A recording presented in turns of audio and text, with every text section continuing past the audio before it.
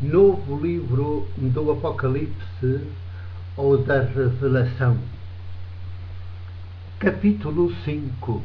Título: Fujam do demoníaco que Fátima é. 1.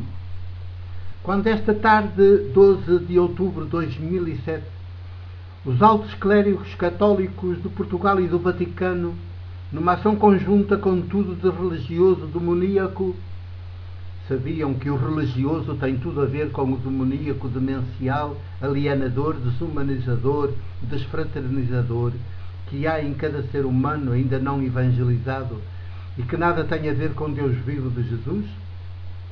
Inaugurarem a nova Basílica de Fátima, pomposa e sacrilegamente denominada da Santíssima Trindade, nenhum deles terá, infelizmente, a lucidez, muito menos a audácia. As duas andam sempre casadas com a humildade da verdade, de fazer escrever no seu frontispício, para poderem vir a ser lidas pelos muitos milhares de pessoas de todo o mundo que, para seu mal, vão cair na tentação de lá ir a entrar na falsa expectativa de se encontrarem com Deus, aquelas lúcidas e corajosas palavras postas pelo autor do livro Atos dos Apóstolos na boca de Estevão, o primeiro mártir depois de Jesus, que diz assim: mas o Altíssimo, um outro nome de Deus vivo, não habita em casas erguidas pela mão do homem. 2. Mas era o que eles de modo nenhum deveriam deixar de lá escrever, se quisessem ser discípulos no seguimento de Jesus, porque estas são as únicas palavras humanas que mais e melhor dizem, revelam a palavra de Deus vivo, que a humanidade pôde ver, ouvir, de modo integral e definitivo há 2000 anos, na prática política libertadora e misericordiosa de Jesus, o de Nazaré, sempre indissoluvelmente unida à sua palavra ilustrada e inspirada, e por causa do que também ele acabou por ser escandalosamente preso, julgado sumariamente e assassinado na cruz pelo Império Romano e pelos chefes dos sacerdotes, poucos dias depois de ter tido a audácia profética de lhes destruir simbolicamente o Templo de Jerusalém, que desde os tempos áureos do rei Salomão se fazia passar por santo local de culto, quando na verdade era o maior banco nacional dos judeus. Se fazia passar por sagrada casa de oração, quando na verdade era o mais perverso covil de ladrões.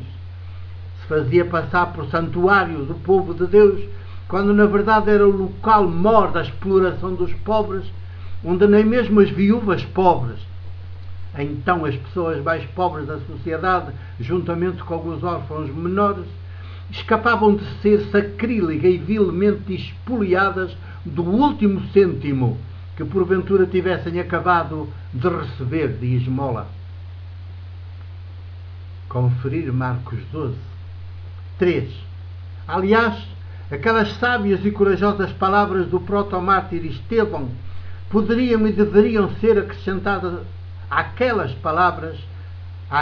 sábias e corajosas palavras do protomártir Estevão, poderiam e deveriam ser acrescentadas outras ainda mais teologicamente lúcidas e libertadoras, por isso mais inequivocamente de Deus vivo, ditas pelo próprio Jesus, o do Evangelho de João, conferir capítulo 4, no paradigmático encontro diálogo teológico com os samaritanos, na pessoa da mulher samaritana junto do poço de Jacó.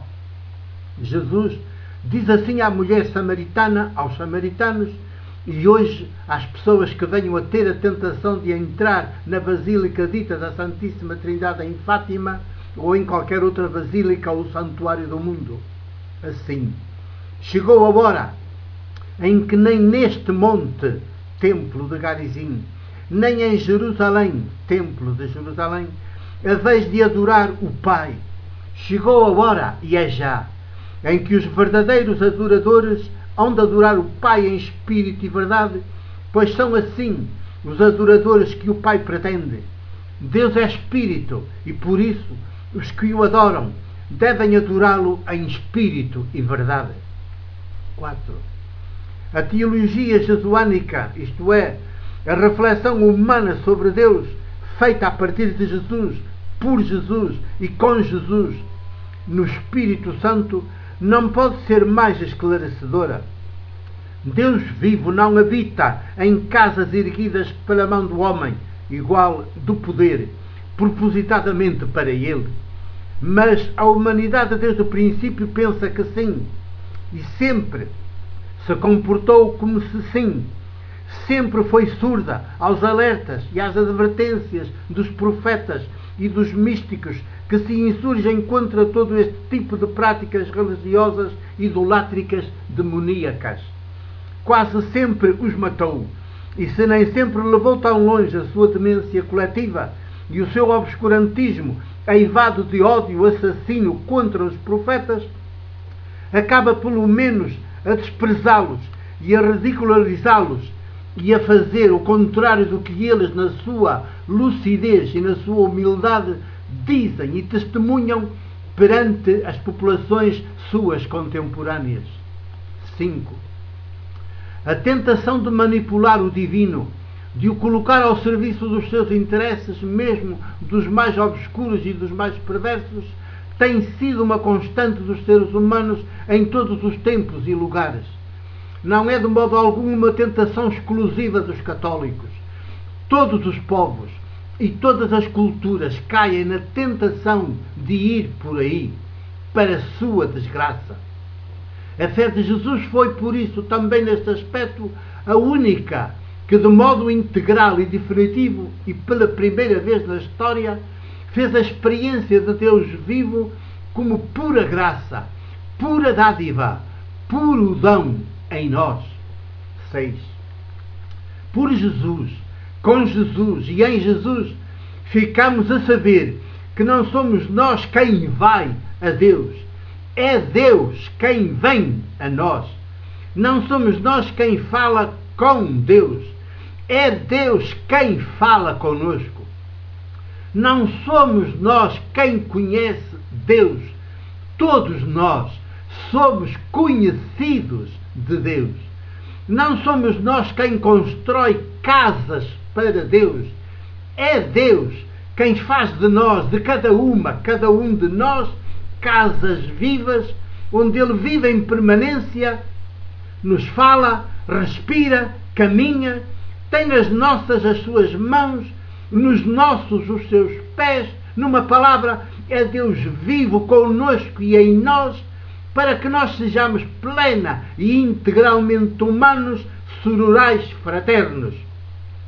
Tudo o que não for assim é mentiroso, é tentador, é inumano, numa palavra, é religioso, demoníaco. 7. É claro que os poderosos de todos os tempos e lugares sempre tentaram e tentarão manipular o divino e ter do seu lado os sacerdotes que abusiva e mentirosamente se apresentam diante das populações como intermediários entre elas e Deus. É também claro que os grandes ricos ou aspirantes a grandes ricos sempre investiram e investirão fortunas com idêntico objetivo. E uns e outros sempre têm conseguido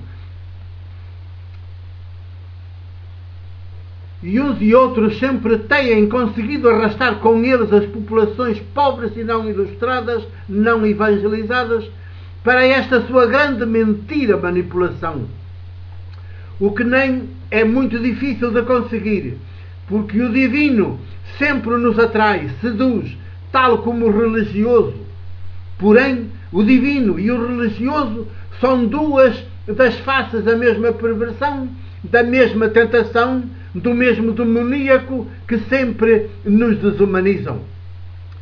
Só o humano, cada vez mais integral e sororal, é que é de Deus vivo. O religioso divino é demoníaco. 8. Por isso, no dia em que esta perversa ordem mundial do dinheiro, do templo e do império for totalmente desmascarada e derrubada, nascerão finalmente mulheres e homens do mesmo sopro ou Espírito de Jesus e animados pela sua mesma fé e pelo seu mesmo sopro.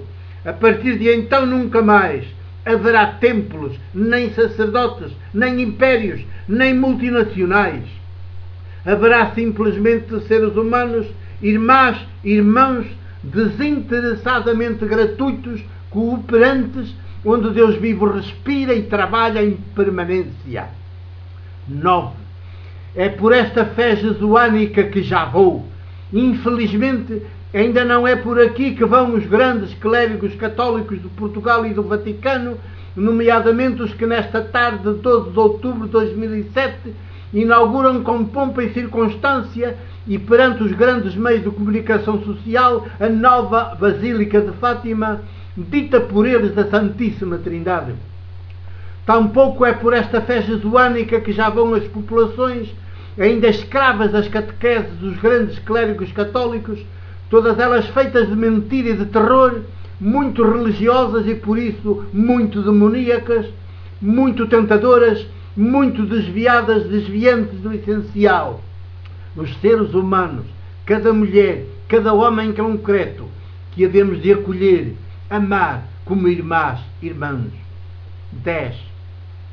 Façam como eu, se tiverem lucidez e coragem bastantes. Fujam como eu fujo de Fátima e do demoníaco que Fátima é, agora ainda mais depois da inauguração desta nova basílica. Saibam que Deus vivo não mora em Fátima, por mais grandiosa e monumental que seja a nova basílica. E saibam também que de tudo aquilo, de toda aquela grandeza, riqueza e verdadeira afronta aos pobres do nosso país e do mundo, não ficará pedra sobre pedra. Porque quando nós, os seres humanos, crescermos um bocadinho mais em ser e em liberdade, tudo aquilo ruirá como um baralho de cartas. Em seu lugar ficaremos nós, os seres humanos, irmãs, irmãos, nos quais Deus vivo habita, respira e trabalha ininterruptamente numa Eucaristia sem fim. 2007, outubro, dia 12. É o fim do capítulo 5 do novo livro do Apocalipse ou da Revelação. O meu abraço e o meu beijo de presbítero da Igreja do Porto.